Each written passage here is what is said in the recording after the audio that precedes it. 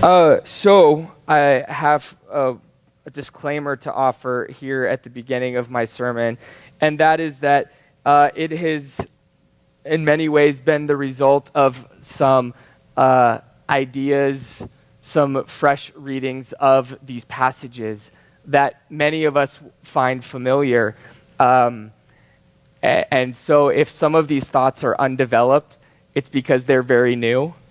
And I invite you to begin to continue a conversation with me if some of the things I say today sound different from what you've heard about these passages. I want to suggest this morning that our passage is in many ways about terms of relationships. If you think about the relationships that you have, whether these are friendships or business partnerships or citizenship, your relationship with a government and a people, a citizenry, terms of marriages, we are familiar with terms as they come and are related to relationships. And I want to suggest this morning that this passage is about the terms of relationships. I want to make the claim that the terms being offered in our passage, however, are not the terms that we generally associate with this passage. And so we've come in this story in the book of Exodus to what is the central passage of this book. The Israelites have arrived at Mount Sinai, the mountain of God. We remember this mountain, of course, because this is where Moses, as he was keeping his father's flock in Midian, encountered a burning bush. And from that bush, Moses heard the voice of God calling out to him, recruiting him to be his human agent, to go before Pharaoh and to bring about the release of his people from slavery. That happened at the mountain of God, and here we are again. But there, at that bush, God told Moses, "This will be the sign that I have sent you. When you have brought the people out of Egypt, you will serve God on this mountain." And here we are in Exodus chapter 19. They've arrived. And so read with me the beginning of, starting at verse 1. If you'd open your Bibles, we will start in 19, verse 1 of Exodus. On the third new moon after the people of Israel had gone out of the land of Egypt, on that day they came into the wilderness of Sinai. They set out from Rephidim and came into the wilderness of Sinai, and they encamped at the wilderness. There Israel encamped before the mountain, while Moses went up to God. The Lord called out to him, called out of the mountain, saying, "Thus you shall say," he's speaking to Moses, "Thus you shall say to the house of Jacob and tell the people of Israel, you yourselves have seen what I did to the Egyptians, and how I bore you on eagle's wings and brought you to myself. Now, therefore, if you will indeed obey my voice and keep my covenant, you will be my treasured possession among all peoples, for all the earth is mine. And you shall be to me a kingdom of priests and a holy nation. These are the words that you shall speak to the people of Israel." Moses is asked to continue his work. From the very beginning of his time with God, God has been sending him to people of various sorts to speak. First he went to Pharaoh, and then to the elders of Israel, and then to the Israelites themselves. And here he is called on to keep doing this. The last time he went to the people of Israel, however, Moses was showing up to speak to a bunch of slave people, burdened by their oppressive labor. And he was supposed to tell them that the God of their fathers was about to set them free from their bitter affliction. And it might be a bit of an understatement to say that they struggled to trust Moses when in the midst of their slavery, he said to them, this is what God is going to do to the Egyptians. But now he has a new message for them. You yourselves have seen what God has done to the Egyptians. But these words from the Lord are not just a declaration of victory against Israel's enemies. They include a word about the Lord's care for his people. On eagle's wings, these people have been carried. Deuteronomy will later expand on this eagle metaphor, saying, the Lord surrounded Israel, cared for Israel, like an eagle protecting its nest, hovering over its young, spreading out its wings. The Lord takes them and bears them. So the Lord has brought Israel out of slavery and delivered them to himself with tender and attentive care. But why? Why would God do this? And so God continues to relay his message through Moses so that they will obey. And we'll come back to that word, obey and keep my covenant. These are the terms that God has set for his people. But let me say a little bit more about these terms of their relationship. The word for obey is repeated here in this verse, as is often the case in Hebrew. This is actually a common Hebrew construction where a word is repeated for real emphasis. You will obey. Yes, obey my voice.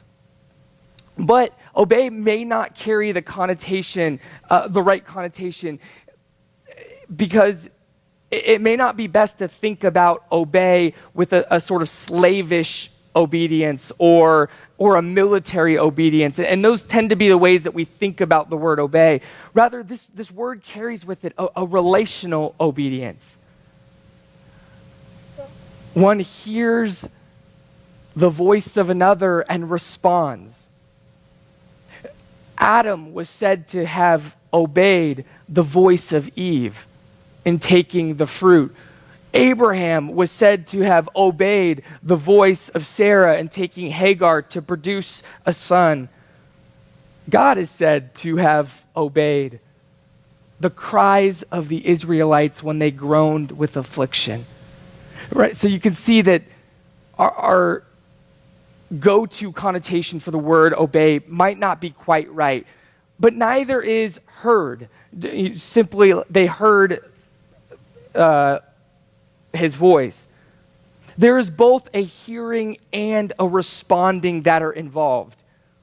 And so perhaps we hear in this verse, the Lord say to Israel through Moses, you will hear and respond. Yes, hear and respond to my voice. And immediately, some examples of this type of faith should come to mind. God told Abraham to go, and he went as the Lord said. Jesus said to Levi, the tax collector, come and follow me. And Levi went as Jesus said. This is the kind of relationship God expects to have with Israel, that they would hear his voice and that they would respond. The other part of this statement is that they would then keep his covenant. And this is an interesting instruction. In fact, if this is the place that really messed me up this week in my studying. Because, believe it or not, I have a decent idea where we're going for the rest of the year as we make our way through Torah. Our sermon passages have been pretty well planned out. And I've read these books of the Bible enough to be fairly familiar with them, which means I wasn't expecting to be challenged by something so central and so obvious as covenant this week.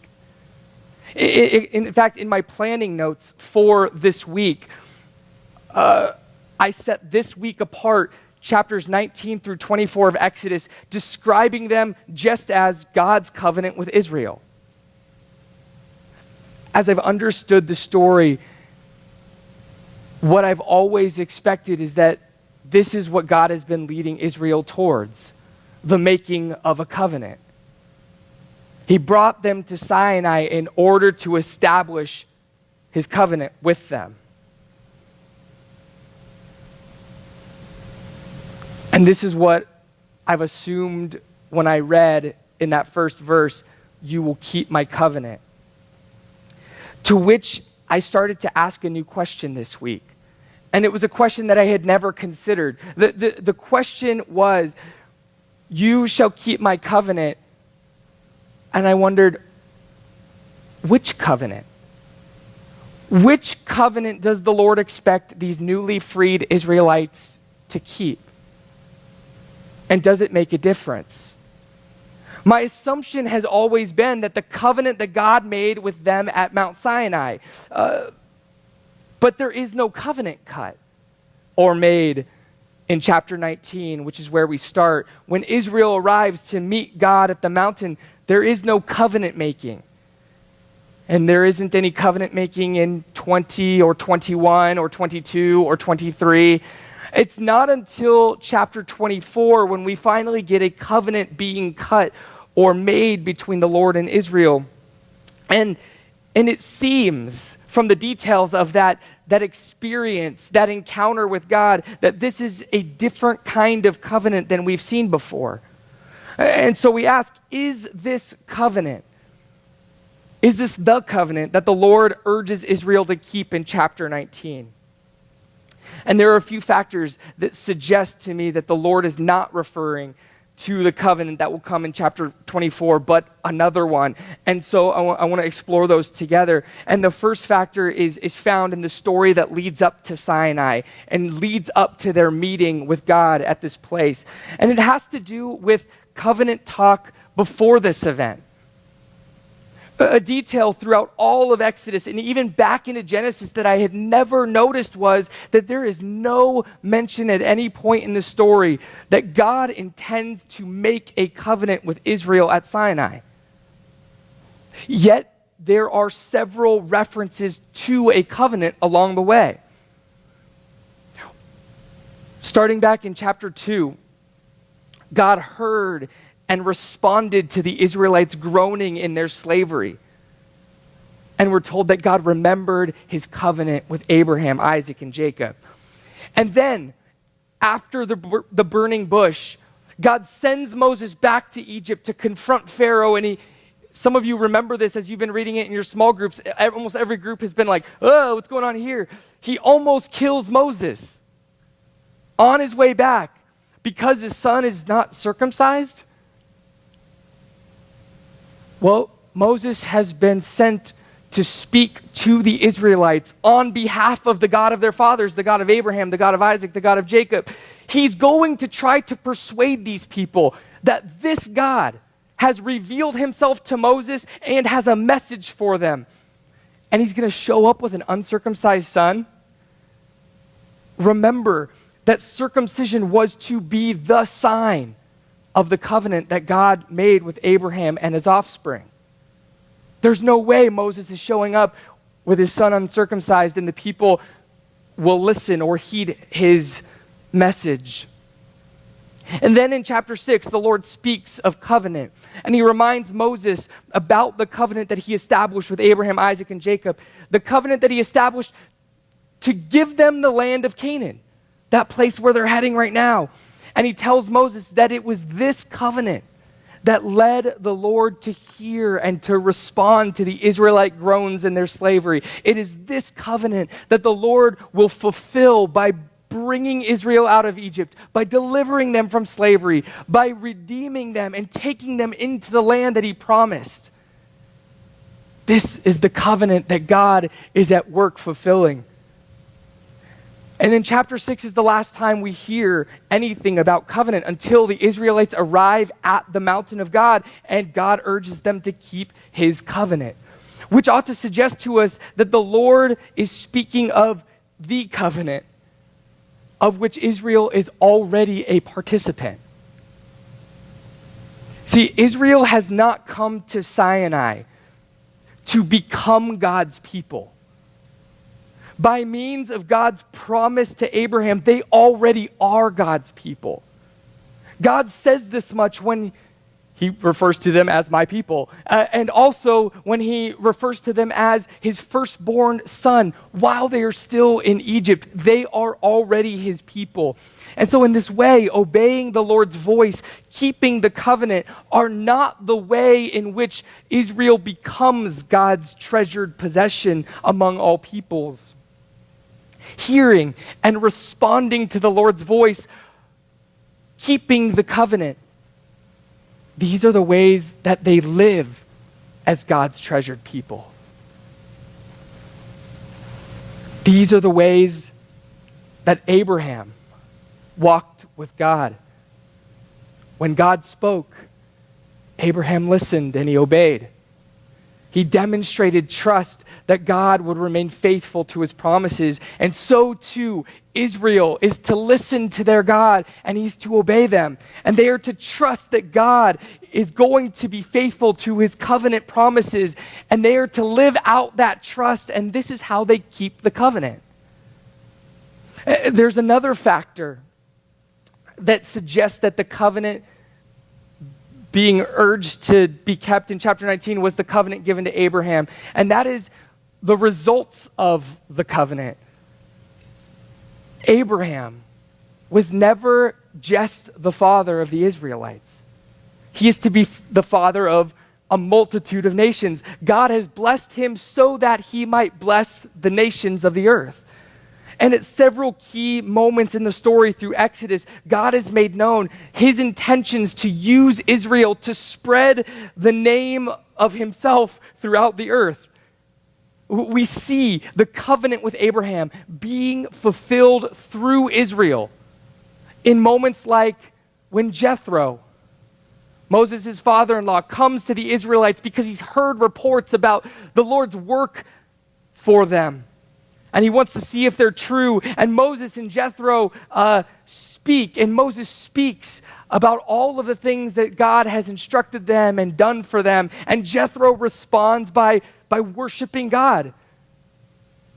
This is the natural response when we are confronted with the truth about God. And this is what Jethro does. Israel has been blessed, which has resulted in Midian being blessed. When Israel hears and responds to the Lord's voice and keeps his covenant, they live as God's treasured possession among all the people of the earth. All of the people of the earth who also belong to God. Israel's treasured place among people is like that of a firstborn son. They are not the only son. All are sons, but the firstborn has additional household responsibilities and sometimes even privileges. The Lord also then goes on to refer to the Israelites as a kingdom of priests among the peoples of the earth. Kingdom of priests. In other words, the Israelites are to speak on behalf of God. And they are to speak to God on behalf of the peoples of the earth. As a holy nation, they will represent God and his holiness throughout the earth. And as with Jethro, they will invite the world to respond to and honor this holy God with acts of worship. We think about Abraham again. We think about someone tasked with this very work. Abraham was blessed by God. Abraham was to make known God's blessing by blessing others. And we see this very thing when a priest from Salem comes to Abram and blesses God on behalf of Abram. So,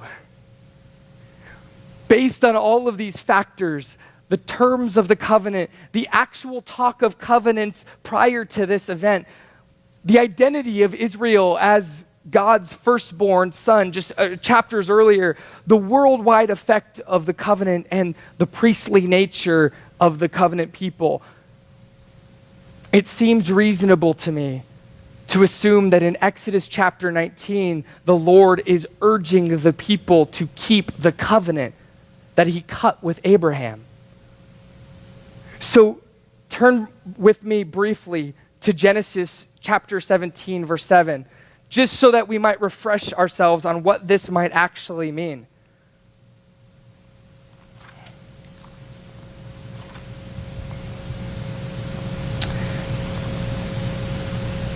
And God says, I will establish my covenant between me and you, Abraham, and your offspring after you, throughout their generations, for an everlasting covenant, to be God to you, Abraham, and to your offspring after you. And I will give to you and to your offspring after you the land of your sojournings, all the land of Canaan, for an everlasting possession, and I will be their God. The Lord is calling his people, Israel, at this mountain to be faithful to the covenant that he himself is currently being faithful to. The covenant that he made with Abraham over 400 years earlier. And the message is now in Moses' hands. And so we pick back up reading in Exodus 19, verse 7. So Moses came, and he called the elders of the people, and he set before them all of these words that the Lord had commanded him. All the people answered together and said, all that the Lord has spoken, we will do. This is a huge moment. The people in this moment confirm their desire to be God's covenant people, to be his treasured possession in all of the earth, to be a kingdom of priests on behalf of the people of the world, to be a holy nation. Okay, we're in, they say. Okay, so what now? Apparently Moses isn't actually sure because he heads back up the mountain to get more instructions. And so let's keep reading, starting in the middle of verse 8. And Moses reported the words of the people to the Lord. And the Lord said to Moses, behold, I am coming to you in a thick cloud, that the people may hear when I speak to you, and may also believe you forever. When Moses told the words of the people to the Lord said to Moses also, go to the people and consecrate them today and tomorrow, and let them wash their garments and be ready for the third day. For on the third day the Lord will come down on Mount Sinai in the sight of all the people.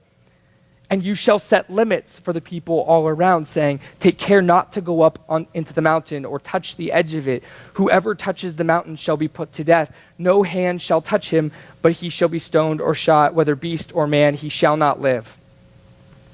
When the trumpet sounds a long blast, they shall come up the mountain.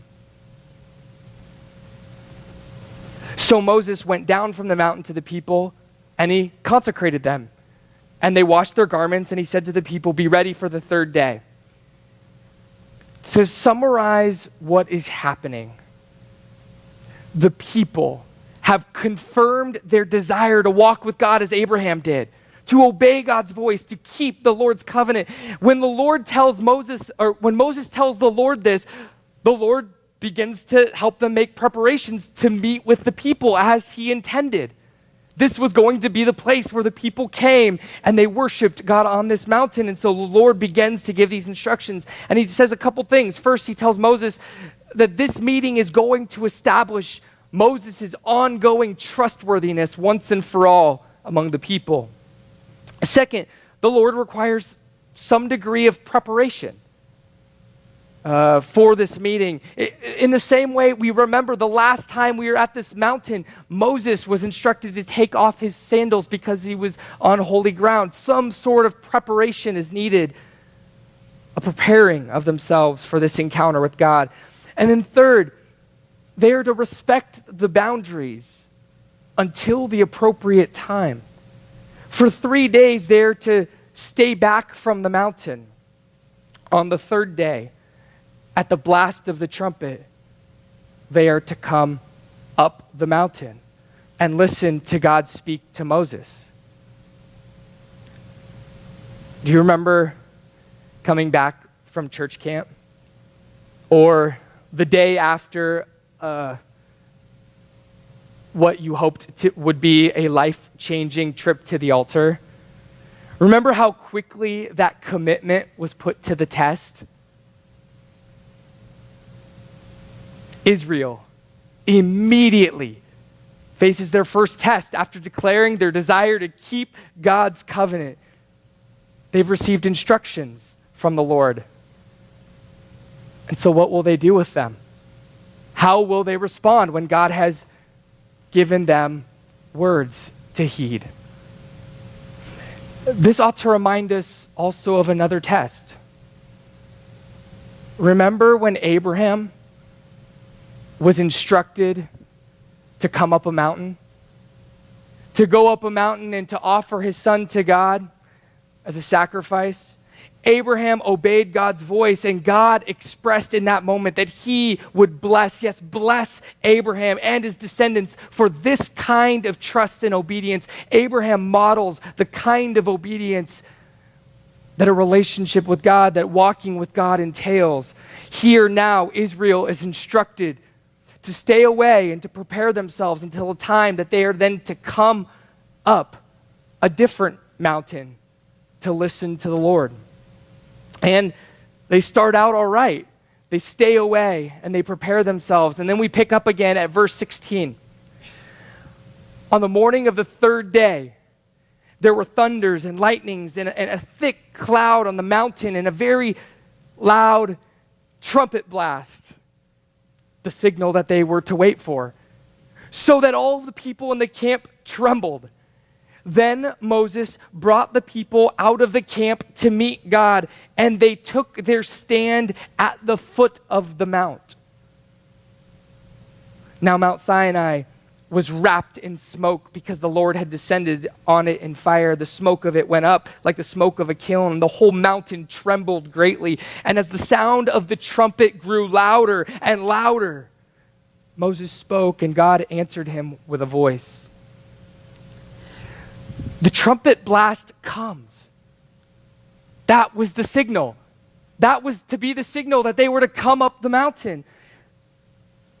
But the people stand at the base of the mountain.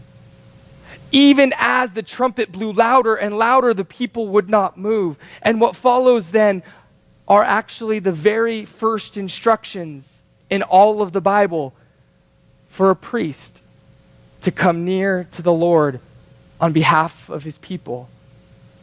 The connection may not be immediately clear, but jump with me to chapter 20, verse 18. I confess not all commentators agree on this point. Some assume that these few verses are actually a second telling, a second look, perhaps from a second or a different angle at this thunder and trumpet event between God and Israel. If it is a retelling of the same event, then we're given a bit more detail here. Now, when all the people saw the thunder and flashes of lightning, I always wonder, how do you see thunder? That's weird, right? But, and the sound of the trumpet and the mountain smoking, the people were afraid. This is a different detail that we didn't get in the last story. And trembled, and they stood far off. So far, this sounds exactly like what we've already read. And they said to Moses, "You speak to us, and we will listen. But do not let God speak to us, or else we'll die." Moses said to the people, "Do not fear, for God has come to test you, that the fear of him may be before you, that you may not sin." The people stood far off, while Moses drew near to the thick darkness where God was. And here it is again. The people stand back. The Lord has instructed them to come forward at the trumpet blast. They are to worship God on this mountain, but they are unwilling. Not only that, they also refuse to hear God speak. The very act that was supposed to help them trust Moses forever, they're unwilling to participate in because they are too afraid. We opened this morning by talking about terms of a relationship. What terms do you bring to your relationships? What terms do you bring to God? As creator, as covenant maker, as deliverer. That's a weird word to say. God has terms for his people. Listen to my voice and respond. Keep my covenant. Trust me. For I have a purpose for you, and this is how you live out your purpose, to walk with me. But unlike Abraham, who did walk with God according to God's covenant terms, the people of Israel, they come to Sinai with their own terms.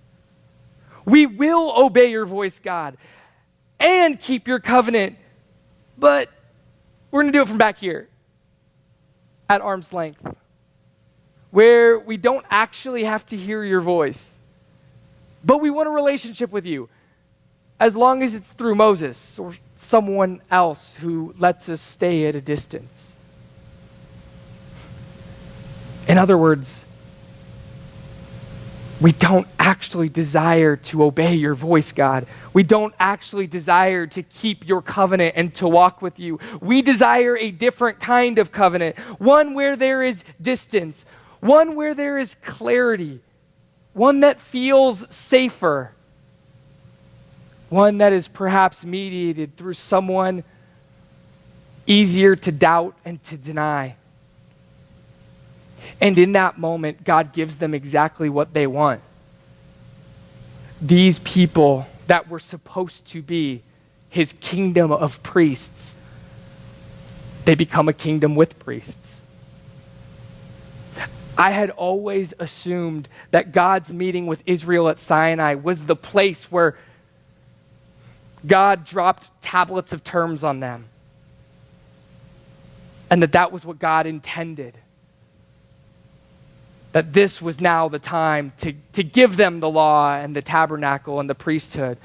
But what if these are concessions to a people with uncircumcised hearts?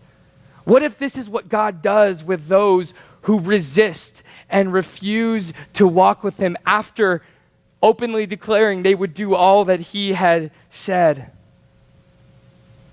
What if God's covenant with Israel was supposed to be more like a marriage relationship, where both parties seek each other, hear each other, desire to love and to be faithful to and to honor the other?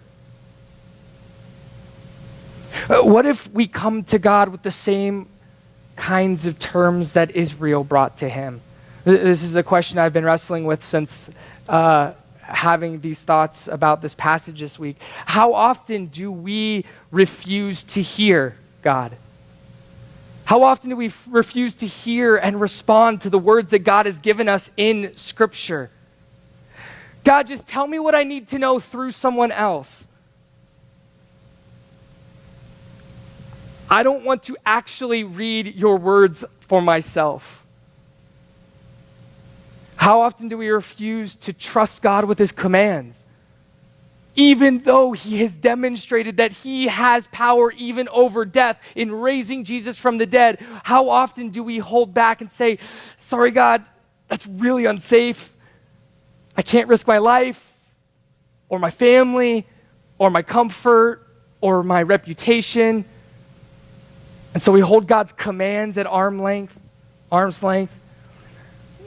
Last week, I urged us to consider what it means to take responsibility for our lives, for our faith, for God's ministry, and to not put them on other people and expect that their faithfulness will sustain us in our lives.